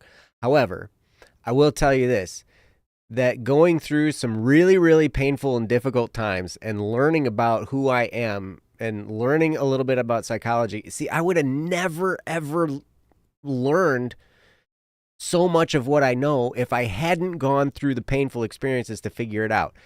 I would not be able to notice as many red flags in relationships or friendships as I do now if I hadn't gone through the painful times, right? Oh, Twashi, thank you. I deserve easy times. You deserve easy times and peace of mind too, though. Thank you. I appreciate that. I don't like the word deserve. I don't know what I deserve. Just swap the word deserve out for we hope you have. Oh, thank you. Thank you. Yeah, here. There you go. If I got what I deserved. Gosh. Oh boy. Oh my, yeah. That's a classic. I don't know, I was to say Protestant line, but maybe there's something more deep in my own. I'm sure. Yeah. You're right. Yeah. Twashu, I think you're right. At some point, it's enough character development. Yes. Yeah. At some point, you're just like, okay, enough. Mm-hmm. And the onside says, I genuinely believe no one deserves anything. No one deserves love. No one deserves hate. No one deserves anything. And, I think that's true. I believe, I like to feel like if I pay for something, I deserve to have it. Like if I go pay for, 12 gallons of gas, then I deserve to have that 12 gallons of gas. I don't know why I thought you were going to say 12 gallons of ice cream, but that's gas. That gas is fine too. If I deserve to have, if I want to have if I pay for 12 gallons of ice cream, I deserve to have those 12 gallons of ice cream and to eat all of it. And I deserve to have all the consequences that come from eating 12 gallons of ice cream. Which would be much time in the bathroom and probably a little weight gain and some sleep, probably. Hey, Moonlit, welcome. Welcome, Moonlit. If you're lucky, you get love, and unfortunate when you get hate, for sure. I don't know. Depends on what kind of love you're talking about. We all know my stance on that. I appreciate you on the outside. Yeah, I mean, if we're doing semantics here, it depends on what we mean by luck. Yeah, because luck doesn't actually exist. It depends on what we mean by is. So it depends on the definition of is. It depends on what the definition is. Gosh, Joe, no one is on trial for having cheated on their wife. We're fine. Good. I'm glad for that. Good. All right. Man, oh man, most of the people watching this probably didn't even remember what that statement was from. God, we're maybe old, that's for Ryan. the best. That's probably for the best. Yeah. Yeah. But so yeah. To answer your question, Anonymous, yes, everything happens for a reason. Just like Ryan said, everything has a cause. There's a reason that it happened. When you apply it to your own life, is there a reason this guy made me mad? This guy, the reason that he drove like an idiot was because he was on his phone, and that was because of his girlfriend and all that whole deal that I went through before. Is there a reason as it pertains to me that this happened to me, that I had to deal with this guy? Right? Well, not necessarily. However, I can extract good from it. I can use it as an experience to build patience. I can use it as an experience to build grace for other people. I can use it as an experience to, if it makes me angry, I can then take that anger and I can use that energy to do something good. So whether or not there's a reason for it in my life as it applies to me, I can take it and I can make use of it. That's one thing I do fully agree with. Like anything that happens to me, I can make use of it somehow to build myself and to grow.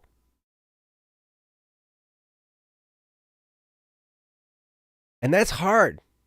That's hard to come to grips with sometimes, because when you're upset or when you're sad or when you're grieving or when you're hurt, it can be hard to see the good that can come out of that. You go through a painful time and, something breaks your heart or something makes you really upset or, whatever, right? When you're in that emotional state, it's really hard to see past it because you're just in pain and you're just experiencing the emotion. And it's hard to set yourself and try and pull yourself out of it to recognize what good can come from this. Until, the emotions kind of settle down a little bit and then you can think a little bit more clearly. When we're in an emotional state, it's really hard to think rationally. Does that make sense? Mm-hmm. And, a lot of times it is. Yeah. But so then, how much introspection do I need to do in order to get to that point? Well, I don't know. It probably depends.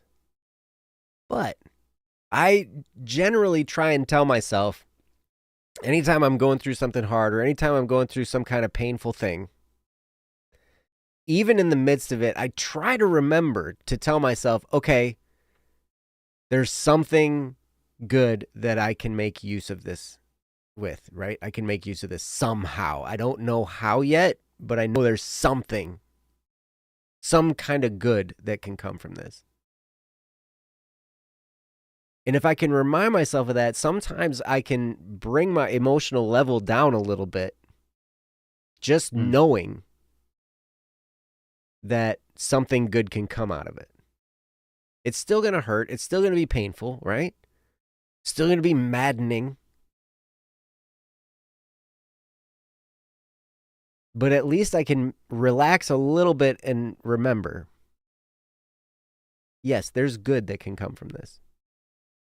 There's something good that can come from this. I don't know what it is yet. I might not even have the capacity to understand what it could be yet. It might be 20 years down the road when I'm faced with some kind of similar situation where I make a different decision because I had the experience that I had before, when it finally clicks into place and I'm like, oh, wow, okay. Now, that dude who was driving like an idiot, it all makes sense. Now, that incident, might hopefully won't take 20 years. But, wait, Popkins, you don't know what money is? What do you mean? What do you mean? What do you... You don't know what money is? What do you mean? What do you mean? No, I don't know. Money is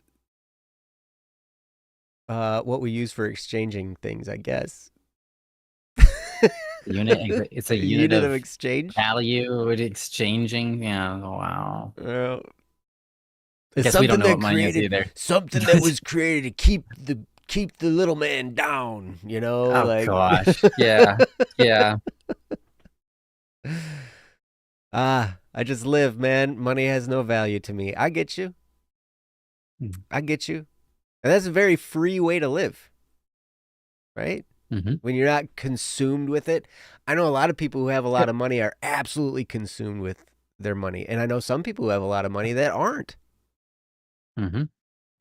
that are very Right. great and generous and wonderful. And it's like, and money doesn't like have a hold on them, but they have a lot of it.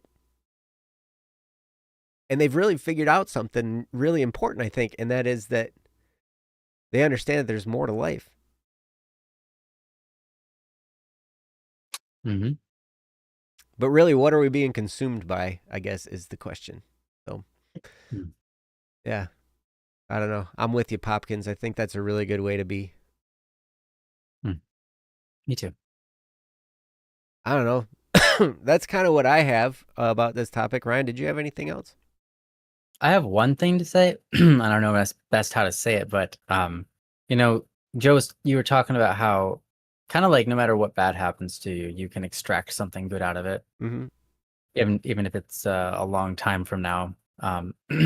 You believe that there's some amount of redemption that can be had, Mm-hmm. and I'd say I think there's a number of times, to some degree, maybe most times, not everything needs to be extracted. And because a lot of times you can be wrong about what's bad. And sometimes it just takes a little bit of growing up to figure out that it's in your head and it's not actually a bad thing that even happened to you. You were in your own head and you made it bad. Mm-hmm. That happens. And there's also times where the best thing you can do is literally just let things go. And because what you need to learn is being able to let things go and not hold a grudge or not be angry prolonged for no reason, or whatever.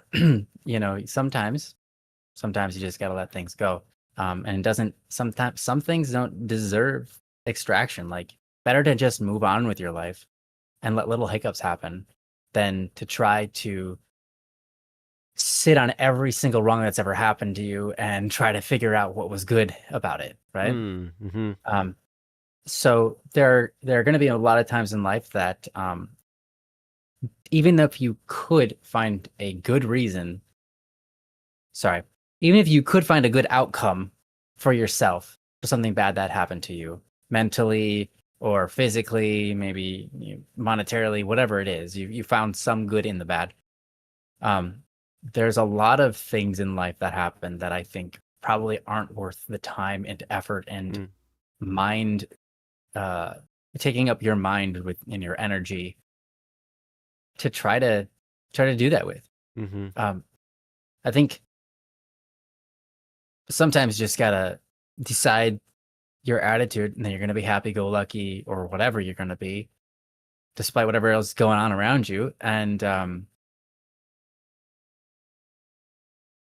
that's, I think, a lot of times, not a lot of times, but it can be in many cases, more in line with whatever your purpose is in life than trying to figure it all out.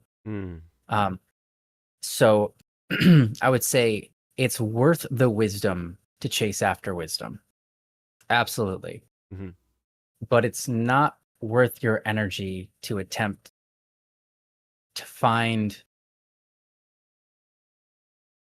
a nugget in everything, because otherwise you're looking for gold in places that, I mean, it'd be a million years before you find it. Yeah, you're only going to find boogers for a long time.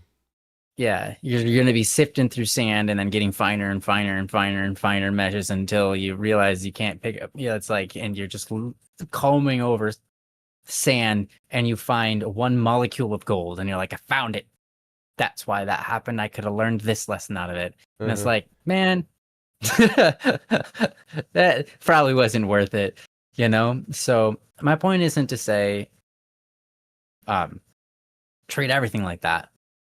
I think the important lessons will nail you over and over, and if there's something that's missing in your head for you have to wrap your mind around, those tend to be the problems that reoccur. It makes it feel like that sort of feeling like there's a reason for everything, because there's that sense of like, well, God keeps on giving me this. But sometimes reality is you kind of keep on giving it to yourself. because you've locked yourself in a place you shouldn't be. You've put your mind in a place that keeps on getting you to the same end, and you kind of need to grow and adapt. And you might not want to blame that on God. You might want to blame that on just however your mind developed to be what it is, and you can't even blame that on yourself. You don't have control of that a lot of times. You just are in the situation you're in, and there's something you need to learn to figure out how to get out of that, right? And so those things that hit you over and over, I think those are worth searching and sifting through to find the wisdom to fix. But I'd say one-offs, or just things that, it's like not a big deal. They're not a big deal. Don't make a big deal out of it, right? I think that's good. Anyways, that's what I wanted to end with. I think just a little, I don't know, a little caveat there. I don't know. Yeah, no, I think there's wisdom there too. Because sometimes it's not about what can I get out of this, what can I dig in and find. It's about, okay, here I am.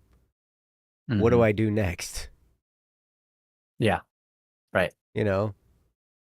How can I heal? How can I grow? Like, how can I move forward? How can I keep moving forward, right? Because you're absolutely right. Some things aren't worth trying to introspect all of that, Yeah, especially when so much of whatever's going on isn't up to you. It's And like, yeah. Okay, I find myself in this situation now. This happened to me. Okay, I can't change it. I can't go back and do anything about it. It's done. What's next? Yeah. I mean, you can, like, I'm just, guys, I guess I'm saving you from obsession, because I mean, imagine you're walking and a little dog just kind of steps on your foot and keeps on walking. I mean, someone could obsess over that and be like, why did that happen to me? Why did that dog Why did a do dog that? just, like, their paw touched my foot? And how, like, that oh must my mean gosh, something. the dog probably stepped in poop. Yeah. And it's now I have poop on my shoe. Yeah. that's the problem. Yeah, exactly. I was trying to figure out how that could be bad. Yeah, there you go. Dog, now you have poop on your shoe. And it's like, what was that about, God? Why did I have to get poop on my shoe today? What was that for, God? Like, what am I supposed to, what's the lesson? Yeah. And it's like, I think don't obsess over that. Yeah, it doesn't serve you to play with that deck of cards. True. Yeah. I do like what Popkins said. I think it's more important to love God and love your world you're in than it is to try to pinpoint all the wrongs and things going bad so that you can get something good out of them. I mean, like, that's you know what I mean? Like, yeah. Anyways, go on. Yep. Yeah. Well, because some things are just minor and they're not worth it. It's not worth it. But like what Popkins says here, to find wisdom is to look into one's own despair and making it into one's own learned treasure. That's good. That's a really good statement, because yes, when you're in that despair and you're in that void, and because in those moments of emptiness, one of these days maybe I'll unpack some of the Carl Jung alchemy of psychology that I've learned over the last 6 months, and experienced as well. But when you're in that void of emptiness, and there's just like nothing, but you're just you've gone through the burning down of everything, and you're in that despair, and then everything kind of you go through all that, and then it ends, and there's just nothing. And then you get to sort through, and you'd be like, okay, now I can pick up the pieces of my authentic self again. Because there's nothing. I don't have any masks left. I don't have any,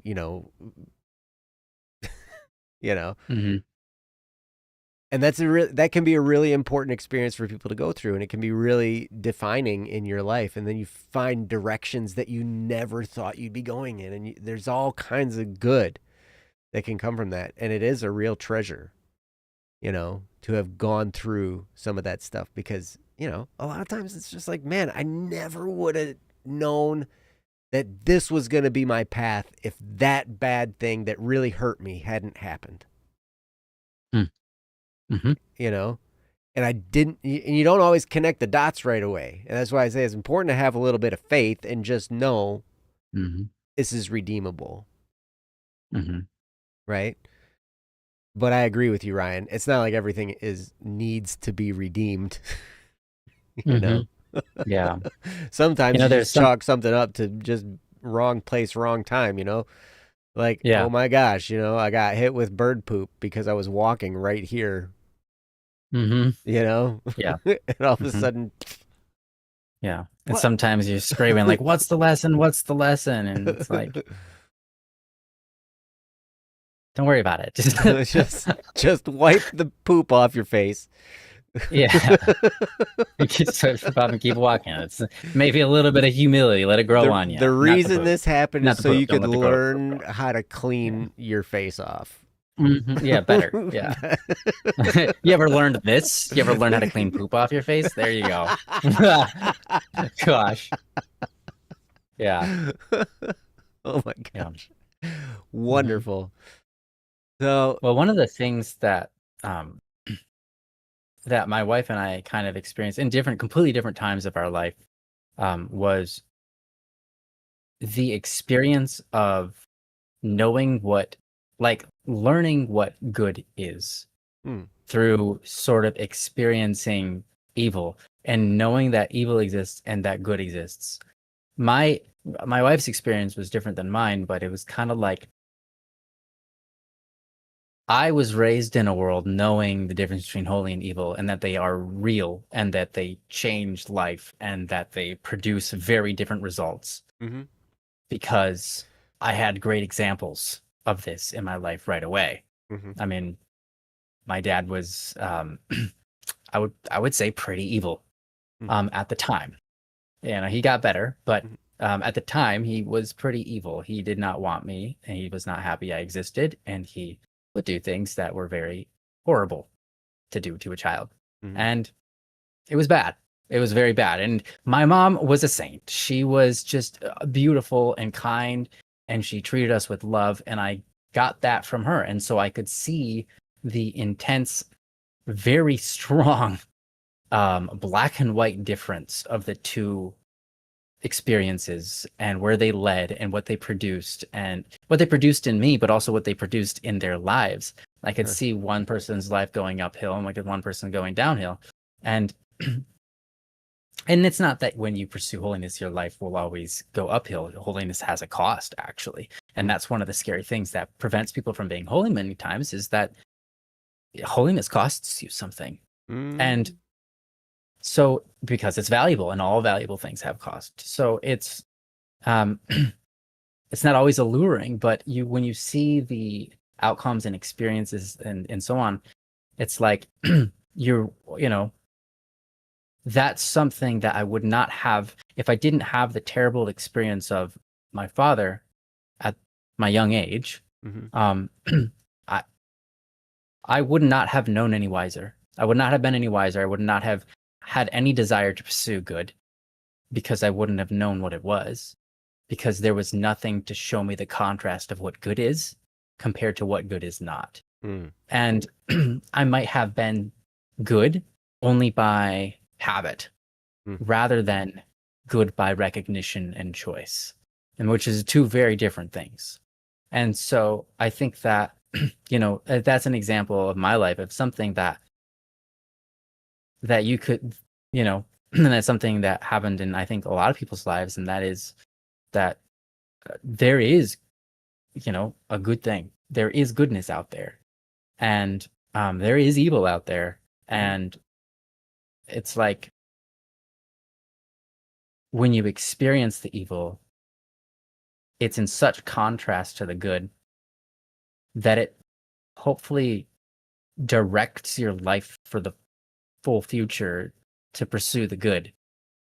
That's one of those things. I think it's like, was there a reason for that? There was no reason he should have been that way. mm, No good reason. hmm, And there's no and that didn't have to be the thing. That didn't have to be the thing that taught me, hmm, but it was. And I'm thankful for that. hmm. And yeah, yeah. I'll say that. Well said. Hmm. Hmm. Well, Anna Taylor. Oh, Anna Taylor. Well. Well. I'll add a fourth well to your three wells. Wow. What do you think about that? What do you think about the apple? How do you like the apple? Well, I was doing, what do you think about them apples? Or no, I guess that is how do you like them apples, isn't it? That's the phrase. What do you think? Whatever. How do you like the apple? Yeah. That's the new saying Mikhail and I have coined. It was happens. Yeah. Remember It was that one? happens. That's what it was. It was happens. That's yeah, the one yeah. that stuck, Happens. right? Yep. Yeah, I remember that. Now it's, It still sticks. yep, Yep. still to Happens. this day, it's been that way for, geez, 11 years, something like that. I think it was 3 when he said that, or 2. Happens. Happens. It's just a one-liner. It's so 6. good. Right. Yep. And then we were driving in the car, and we were, it was one of those moments where you say, "How do you like them apples?" Right? And we're just like, "How do you like the apple?" It's not even. It's don't even. I think how do you like the apple is almost like a shared experience of like, I've tried that apple. How do you like the apple? How do you like the apple? How do you like the apple? I didn't like it. You know? Right. It's like it feels a little bit different, but it kind of the same. Yeah. That's cool. You might have joined at a point where you should have listened to what we were saying instead of jumping in with well. Hey, you just jump You're in good. however you want. You're always Yeah. welcome. You're always welcome and welcome to. You're well. You can well your way right into our stream anytime you want. Yes. Except for when we're not well, even when we're not streaming, you can't do it into our stream, but you can do it into the video. You can. Yeah. True. Yeah. Bad apple. You're welcome. Ooh. You tell him. I'm a bad apple, I'll tell you what. Look out. Yeah, well, the apple doesn't fall far from the tree. That's right. Whatever that means. How do you like that apple? How do you like that? The apple that didn't fall far enough from the tree. That apple should have fallen farther from the tree. Why didn't that apple fall so far from the tree? Did that happen for a reason, right? Like that sounds like a daddy. That sounds like a daddy complex thing. It's like the apple doesn't fall far from the tree. You mean the apple didn't fall far enough from the tree? Because I'm never enough. Like, whoa, dude. Yep. How do you like them apples? Yeah. Here we go, man. It's gonna be good. Great. Okay. Anyways. Yep. God, thank you guys. Anna, you joined like right at the end. Yeah. Sorry, we're just about to wrap up here. But I'm so glad you're here. Oh, and Jeff's here, watching it double speed. Welcome. You're right, Jeff. Thank you for tuning in, though. You're awesome. Thank you. Hey, watching us at double speed is probably really fun. Yeah. Certainly goes faster. And Zay made it back just in time for the end. Ah, Zay. Wow. You're great. Amazing. So, all right. Well, guys, thank you so much for being here. We'll be here next week. Well, I won't be. Ryan maybe will be here next week. It sounds like you just volunteered me. I said, well, that's why I said maybe. Yeah, I will be. I probably will be. Well, maybe. We'll see. You find somebody. I may be here. Maybe you be here. Maybe. All right. And maybe with you. Well, I probably won't, because we're back on the week on week off thing, right? So it's like, sorry, it's okay. But thanks, guys, so much for being here. We appreciate you so much. If you have a if you have a topic you'd like us to talk about, you can go to don'tworrywednesday.com, click the submit a topic button, and again, remember, we're not professional therapists, but we'll do whatever we can to try and help. and to try and offer some perspective and some love. And if you want to try and stump us, that's great too. You know, we'll say a bunch of words. You can rest assured. Ooh, yeah, we can do that. Yep. As proof of today. Yep, we can talk all kinds of stuff. Yep. But all your topics are welcome. So yes, please send them. Yes, thank you. And thanks, Lucien. You're awesome. Yes, thank you and welcome. Yeah. Thank you, Anglias. Yeah, you guys are great. And for all you lurkers, we love you too. You can lurk as long as you want, but you're also welcome to join the chat anytime you want to. We'd be happy either way. So anyway, this is a challenge. This is You're welcome to join the chat. Wink, wink. You know, yeah, you're welcome to join the chat. This is not a challenge. It's a threat. It's a threat. I didn't threaten anything. I just said you're welcome to. So I don't see where the threat lies, but it's in there. It's very subtly hidden. Yeah. Yep. So thank you, and you're welcome. Yeah. Thank you, and you're welcome. This has been Don't Worry Wednesday. You're welcome. Oh my gosh. Yeah. All right. So before we derail this, we were derailed at the beginning a lot. We're going to derail a bunch, but you guys are awesome. Thanks so much for being here. We'll see you next time. And until then, take very good care of yourselves and the people around you. And we love you. We'll talk to you then later. Hit us up. Bye, guys. Bye. Peace.